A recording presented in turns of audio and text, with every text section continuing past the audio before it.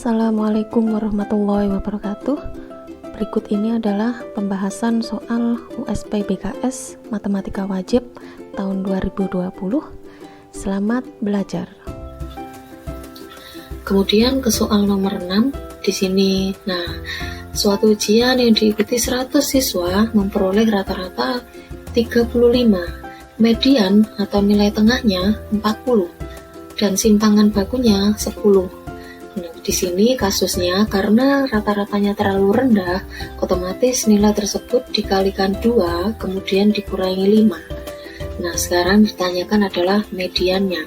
Ini pasti adalah materi statistika di kelas 12 semester 1 dengan submateri adalah min atau rata-rata. Kita jabarkan dulu, kita tadi kan sudah tahu jumlah siswanya adalah 100. Saya anggap siswa pertama X1, siswa kedua X2, sampai siswa ke 100. Berarti kita tahu bahwa datanya adalah data genap, karena jumlah siswanya adalah 100. Median data genap, rumusnya kan seperti ini. Setengah dari data ke X atau datanya X, data N bagi 2 berarti 100 bagi 2, data ke 50 ditambah data ke 51 nanti dibagi 2. Nah, seperti ini mediannya sudah diketahui adalah 40. Ini nilai awal ya. Nilai awalnya berarti tinggal kita operasikan 2 pindah ruas ke sana, berarti data ke 50 ditambah data ke 51 itu menghasilkan 80. Kemudian berhubung tadi nilai rata-ratanya terlalu rendah, data awalnya dikalikan 2, kemudian dikurangi 5. Berarti semua data di sini tinggal dikalikan 2, kemudian dikurangi 5. Nih ya, X1-nya berubah, X2-nya berubah, begitu juga seterusnya sampai X ke 100 berubah, semuanya dikalikan 2, kemudian dikurangi 5. Ini ya, tadi kan sudah berubah semua datanya dari 2x1 dikurangi 5, semua data dikalikan 2 dan dikurangi 5. Kemudian median yang baru, sama rumusnya, median baru ataupun median lama, rumusnya adalah setengah dari data nilai tengah tadi. Berarti karena nilai X50 dan X51 atau data ke-50 dan data ke-51 sudah berubah, karena tadi kan dikalikan 2 dan dikurangi 5, datanya berubah seperti ini, berarti juga kita ubah. Kemudian kita operasikan yang ruas kanan karena kita akan mencari median yang baru. Ini tinggal pemfaktoran, ada koefisien 2 yang sama, kita faktorkan, kemudian konstantanya ada negatif 5, kita satukan jadi 1, jadinya adalah negatif 10, dan kita tahu bahwa nilai data ke-50 ditambah data ke-51 nilainya adalah ini, 80.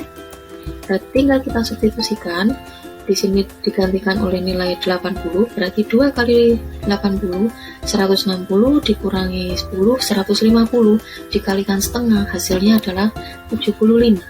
Maka median data sekarang adalah 75.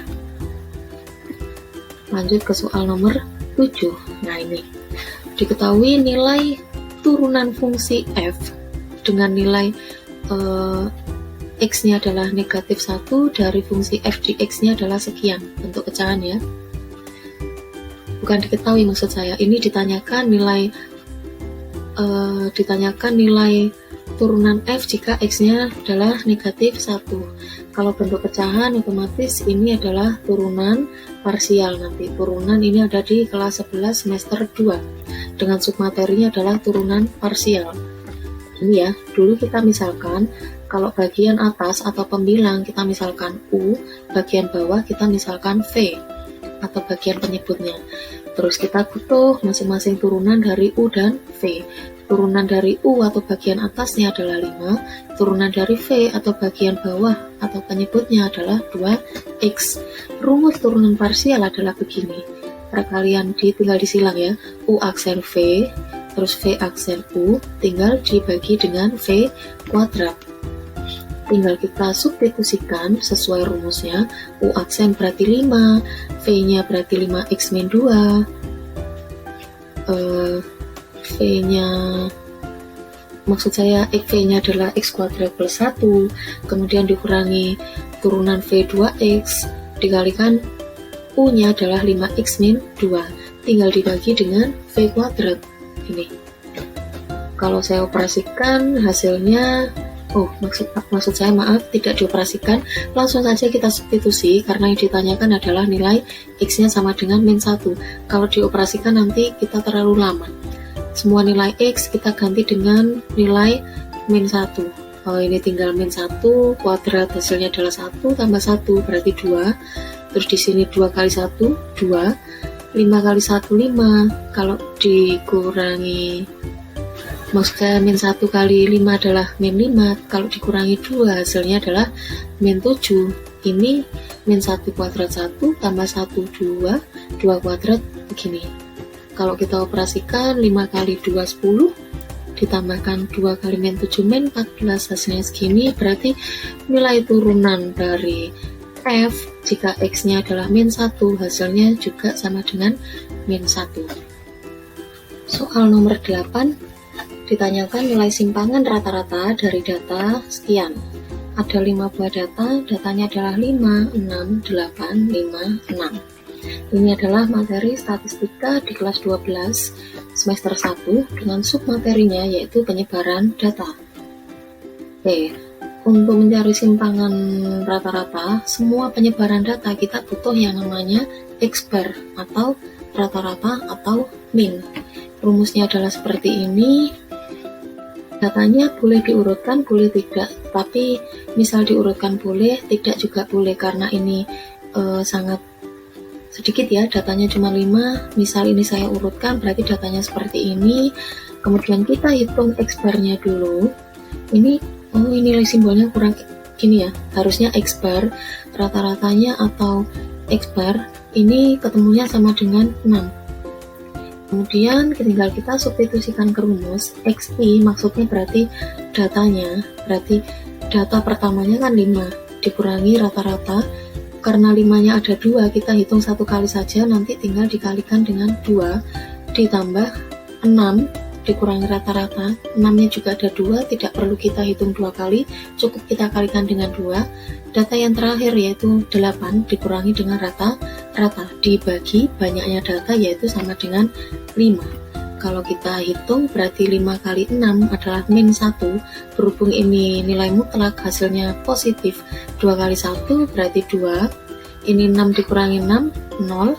Kemudian 8 dikurangi 6, 2. Kalau kita hitung hasilnya adalah 4/5 atau sama dengan 0,8.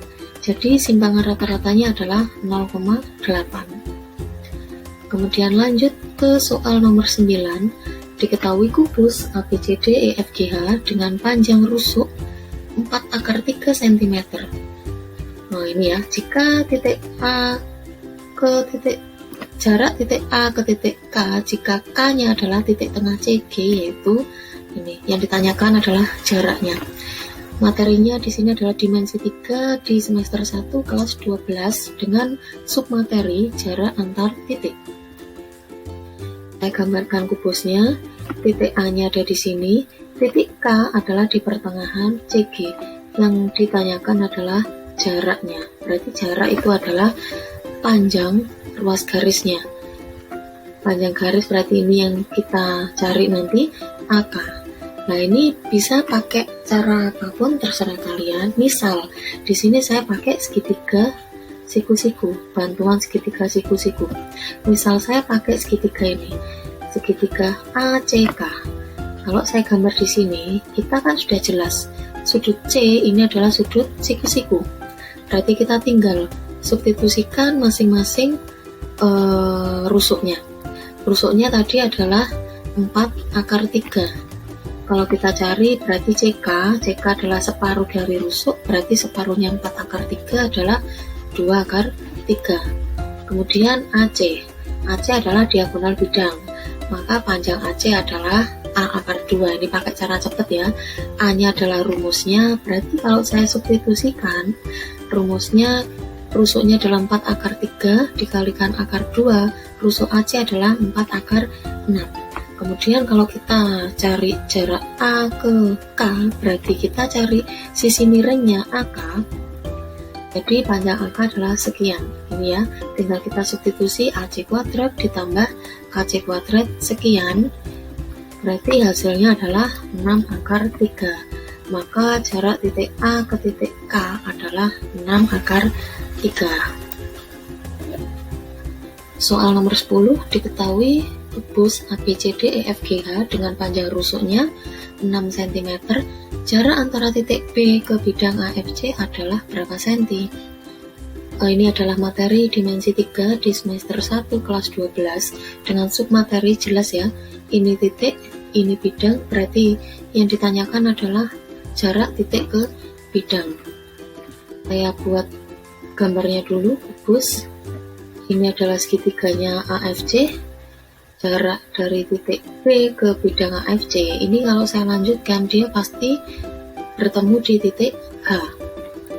Kemudian saya buat garis bantu, F ke bidang alas, ini pasti bertemu dengan perpotongan antara BD dengan AC. Kalau saya buat titik bantu lagi, di sini adalah O dan di sini P, berarti jarak titik B ke bidang AFH yang dimaksud adalah panjang garis BO. Otomatis BO adalah tegak lurus dengan FP. Saya buat segitiga bantu untuk mempermudah menyelesaikan soal. Misal saya pakai segitiga BPF, misal ini, berarti kita akan mencari panjang masing-masing rusuknya. Ini ya, yang kita cari adalah BO. BO tegak lurus dengan FP. Kita tahu bahwa FB itu adalah rusuk dari kubus, panjangnya jelas 6 cm. Kemudian panjangnya BP, BP ini adalah setengah dari diagonal bidang, panjangnya adalah 3 akar 2. Kemudian kita bisa cari PF, ini adalah sisi miring dari segitiga siku-siku BPF. Bisa kita cari dengan FB kuadrat ditambah BP kuadrat, sekian. Kita substitusikan sehingga menghasilkan 3 akar 6. Jadi sisi miringnya sudah ketemu 3 akar 6. Kemudian kalau kita mau mencari panjangnya BO, salah satu caranya, misal saya mau menggunakan perbandingan luas segitiga. Jadi luas segitiga adalah setengah kali alas kali tinggi, dengan catatan alas harus tegak lurus dengan tinggi. Kalau alasnya saya pakai BP, berarti tingginya adalah FB. Kalau saya pakai alasnya PF, tingginya adalah BO. Ini harus ada tegak lurusnya. Kemudian saya sederhanakan kedua ruas, kalau saya kalikan 2, otomatis begini. Kemudian saya substitusikan nilai yang sudah kita ketahui tadi, sehingga kita bisa mencari BO. Kita sederhanakan lagi kedua ruas dengan cara dibagi 3. Jadi begini, kalau saya rasionalkan, BO ketemunya adalah 2 akar 3. Jadi jarak titik B ke bidang AFC adalah 2 akar 3. Kalau mau pakai cara cepat, misal ini ya, kita bisa mencari BO, ini adalah perbandingannya sepertiga dari diagonal ruang. Karena B kalau kita lanjutkan tadi kan tembusnya dia pasti sampai ke H. Jadi perbandingannya BO ini adalah 1, sedangkan OH ini adalah 2. Jadi BO ininya sepertiga diagonal ruang, kalau OH dia 2/3 diagonal ruang. Diagonal ruang adalah 6 akar 3, jelas ya. Berarti panjangnya BO adalah 2 akar 3, maka jarak titik B ke bidang AFC adalah 2 akar 3.